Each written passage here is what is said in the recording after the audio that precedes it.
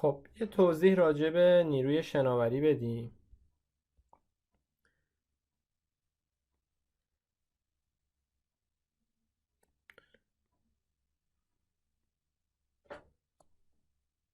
فرض کنید یه محفظه‌ای داریم که توش مقداری آب هست.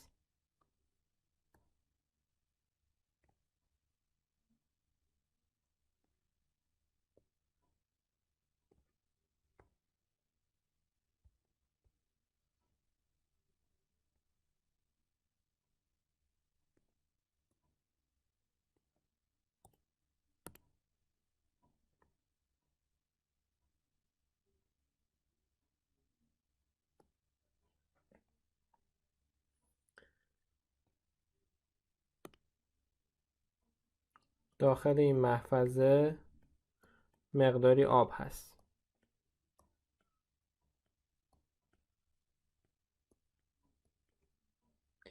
ما میایم یک جسمی رو داخل آب میندازیم و وقتی که این جسم رو داخل آب میندازیم ارتفاع آب مقداری بالا میاد، ولی حجم آب تغییر نمیکنه. دلیل بالا اومدن ارتفاع آب چیه؟ دلیلش اینه که مقداری از حجم آب توسط این جسم اشغال شده.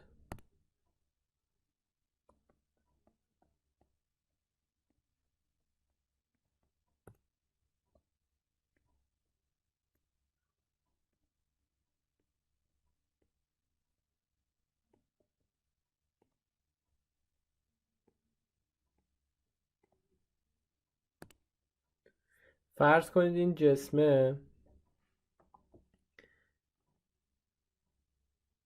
جسم سبز رنگ، جرمش برابر M باشه، چگالیش برابر رو باشه و حجمش برابر V باشه. در این صورت ما به اندازه این مقداری که نشون میدم تغییر حجم آب داریم.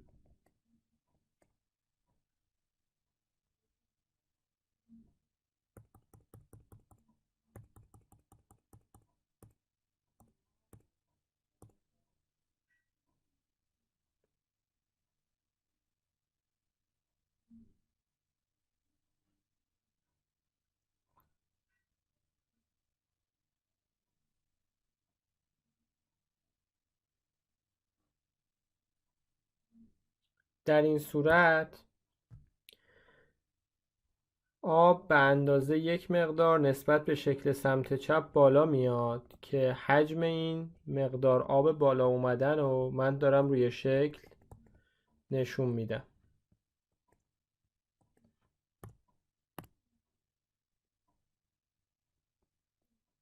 این قسمتی که دارم زرد میکنم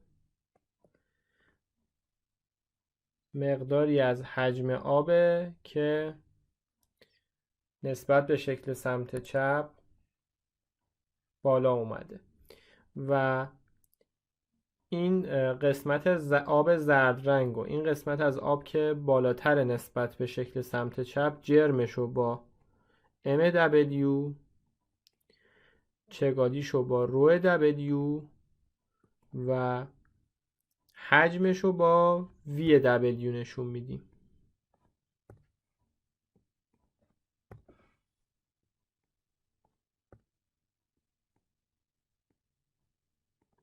پس دقت کنید که VW حجم کل آب نیست، حجم اون قسمتی از آبه که نسبت به حالت سمت چپ بالا اومده آب.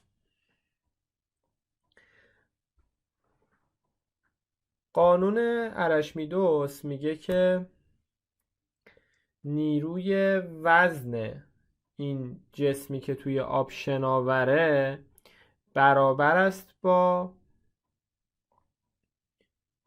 نیروی وزن آبی که زرد رنگه، یعنی نیروی وزن آبی که نسبت به شکل سمت چپ بالا اومده. یعنی حاصل ضرب M در G، یعنی نیروی وزن این جسمی که توی آب شناوره، برابر است با وزن آبی که توی شکل سمت راست نسبت به شکل سمت چپ ارتفاعش بالاتر اومده، یعنی MW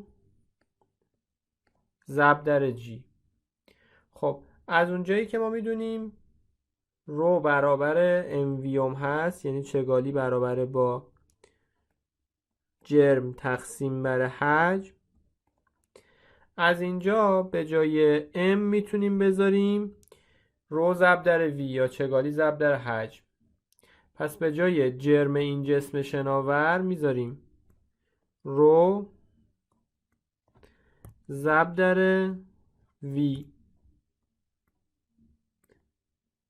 و کل این ضرب در G میشه که دقت کنید این V حجم کل جسم شناور هستش. این برابر است با به جای جرم آب بالا اومده هم میذاریم رو W ضرب در V W و این ضرب در G میشه. خب این G با این G ساده میشه،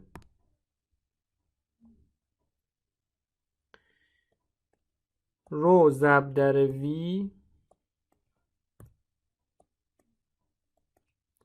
برابر است با، ما یه قاعده ای داریم میگیم که حجم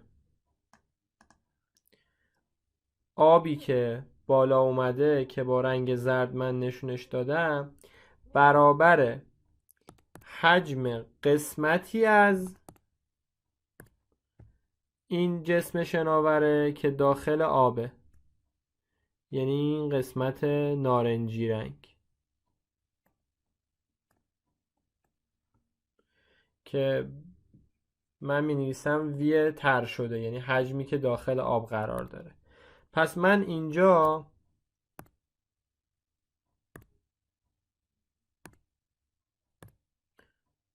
به جای VW یا حجم آب بالا اومده میتونم قرار بدم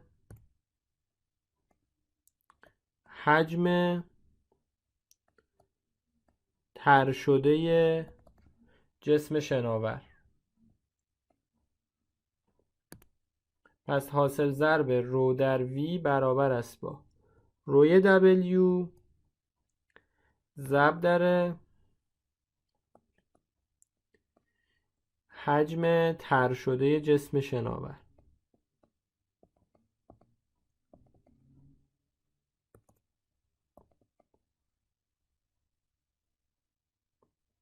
از اینجا نسبت چگالی جسم شناور به چگالی آب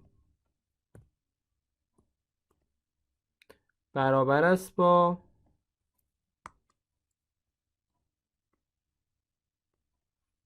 نسبت حجم تر شده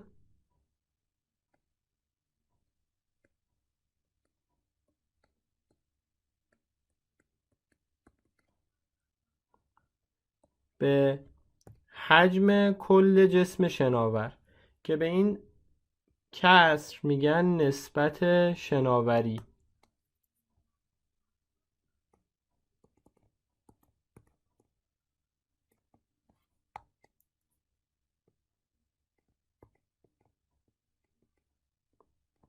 یعنی چه میزان از حجم این جسم داخل آبه و چه میزان از حجم این جسم بیرون آب میمونه. اگر که این نسبت شناوری 1 باشه یعنی جسم ما کاملا غوطه وره، یعنی کل حجم جسم تر شده.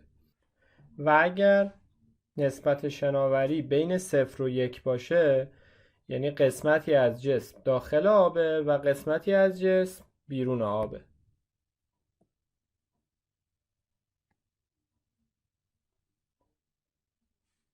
خب اگر V حجم تر شده استوانه باشه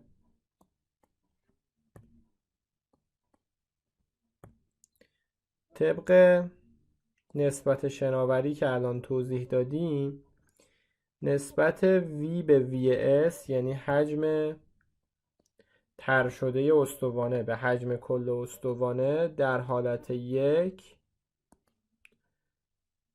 برابر است با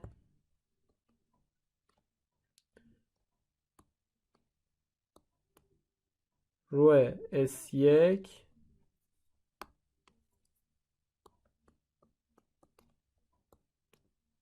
تقسیم بر رو W1 و به همچنین برای حالت 2 هم نسبت شناوری رو می نویسیم. نسبت V به VS برای حالت 2 یعنی حجم طرح شده به حجم کل استوانه در حالت 2 برابر است با رو S2 یعنی چگالی استوانه در حالت 2 به رو W2 یعنی چگالی آب در حالت 2 که این رو S2 به رو W2 رو توی صفحه اول حساب کردیم.